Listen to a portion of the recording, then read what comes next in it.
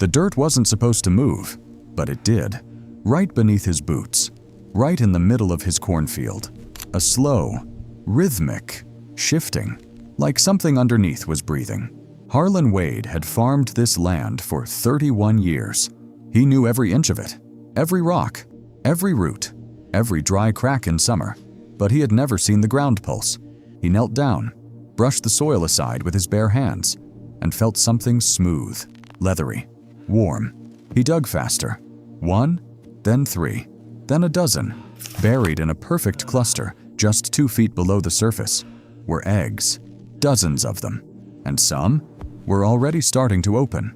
But what crawled out of that field forced him to walk away from everything he had ever built and never go back.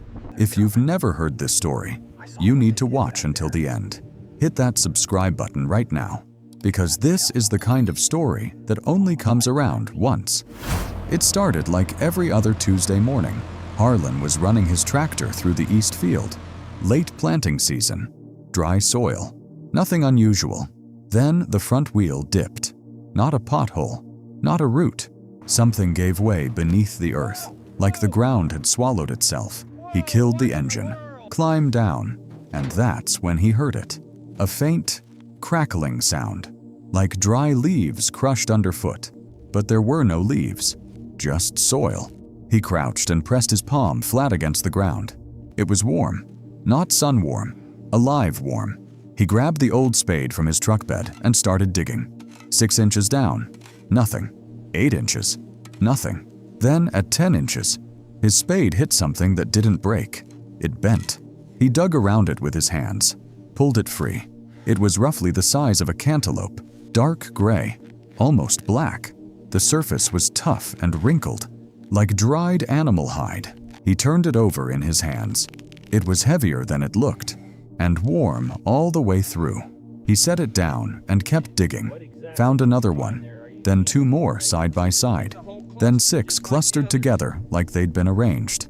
By the time he stopped counting, there were 31 eggs, laid out in a pattern no animal he knew of had ever made. His nearest neighbor, Dale, pulled up 20 minutes later, took one look, and said 4 words. "Harlan, don't touch those." Dale wasn't a man who scared easy. He'd hunted bear, pulled calves in the dead of winter, buried his own father alone, but he wouldn't go within 10 feet of those eggs. Harlan asked him why. Dale just shook his head slowly. "I've seen a lot of things born on this land. Whatever's in those ain't from here." Harlan almost laughed. Almost. Then one of the eggs moved. Not cracked, not split, just shifted, like something inside adjusted its weight. Both men stepped back without saying a word. Harlan called the county agricultural office that afternoon. They sent out a field inspector named Boyd Callahan. Boyd had 20 years on the job. He'd seen fungal growths, chemical leaks, invasive species nests. He crouched over the eggs with a flashlight and a field kit, took measurements, scraped a surface sample. Then he stood up very slowly and said nothing for a long moment. Harlan asked him what they were. Boyd clicked off his flashlight. "I don't know." 3 words from a man who always had an answer. That's when Harlan felt it. Real fear. Not the kind from horror movies. The quiet kind. The kind that sits in your chest and doesn't leave. Boyd made a phone call right there in the field. Harlan couldn't hear the full conversation, but he heard 2 things clearly. A long silence on Boyd's end. And then, "Yes, sir. All of them." By sundown, 2 unmarked trucks were pulling down Harlan's dirt road. Nobody had called him. Nobody had asked permission. They just came. The men who stepped out of those trucks wore no uniforms, no badges, no logos, just dark jackets and latex gloves already on. Harlan walked toward them. One of them held up a hand. "Sir, we need you to stay back." Not a request. Harlan stood his ground. "This is my land." The man looked at him for a moment, then looked back at the eggs. "Not tonight, it isn't." They set up floodlights in under 4 minutes. Harlan had never seen men move that fast with that little conversation. No orders shouted, no confusion, like they had done this exact thing before. Dale grabbed Harlan's arm and pulled him toward the truck. "Let them work," he said quietly. and pray they finish before those things do. That's when they heard it. A sound Harlan would describe later as wet paper tearing, slow, deliberate. One of the men near the cluster shouted something. The floodlight swung hard to the left. 3 eggs on the outer edge had opened. Not hatched. Opened. From the inside. Whatever was inside hadn't clawed its way out. It had simply pushed, like it knew exactly how much force to use. Harlan caught a glimpse between the jackets and the lights. Something dark. Something that moved with purpose. Something that didn't stumble the way a newborn animal stumbles. One of the men grabbed a containment case. Another blocked Harlan's view completely, but not before Harlan saw one of them freeze. Just stop moving entirely and whisper something to the man beside him. The other man slowly turned and looked directly at Harlan. Not at the eggs, not at the creatures, at Harlan. The man walked toward Harlan slowly. No clipboard, no paperwork, just a look on his face that Harlan couldn't quite read. Not anger, not authority, something closer to guilt. He stopped 2 feet away and spoke low. "How long have you farmed this land?" Harlan told him. 31 years. The man nodded like that answer meant something specific. "And before you, your father?" Harlan went still. 22 years. "Why?"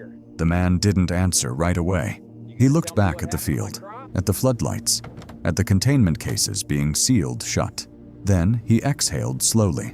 "This land was used in the late 1970s, before your family, for experimental livestock trials."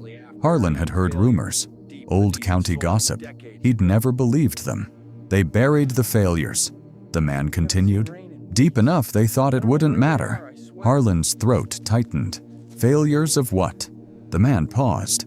And in that pause, Harlan understood that whatever answer came next had been rehearsed.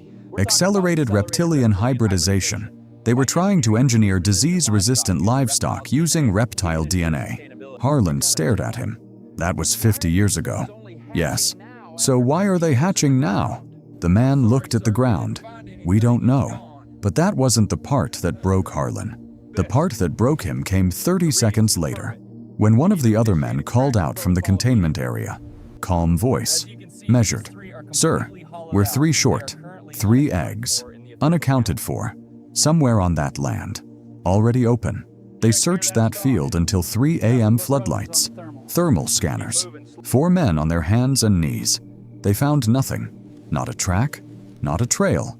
Not a single mark in the soil. 3 creatures. Engineered. Accelerated. 50 years dormant. Simply gone. The men packed up before sunrise. Took the containment cases. Took the floodlights. Took Boyd Callahan's field report. Left behind nothing but tractor grooves and dead corn stalks. One of them handed Harlan a card before he left. No name on it. Just a number. "If you see anything unusual, call immediately. Day or night." Harlan looked at the card. Then looked at his field. 31 years of his life. His father's 22 before that. "And if I don't call?" The man held his gaze. "Then I hope you don't see anything." Harlan moved out 2 weeks later. Didn't sell. Didn't lease. Just left. Dale said he tried calling him a few months after. Harlan picked up but didn't say much. Only one thing stood out. He said the corn on the adjacent property, land he didn't own, land no one had touched, had started growing again, on its own, in the wrong season, in a perfect circle. Nobody planted it. Nobody watered it. It was just there, growing quietly in a field where something had been buried for 50 years and had finally decided it was time to come back. Some things don't stay buried. They just wait until you stop watching. If this story kept you locked in, you already know what to do. Hit subscribe, turn on notifications, because the next discovery we found makes this one look like nothing.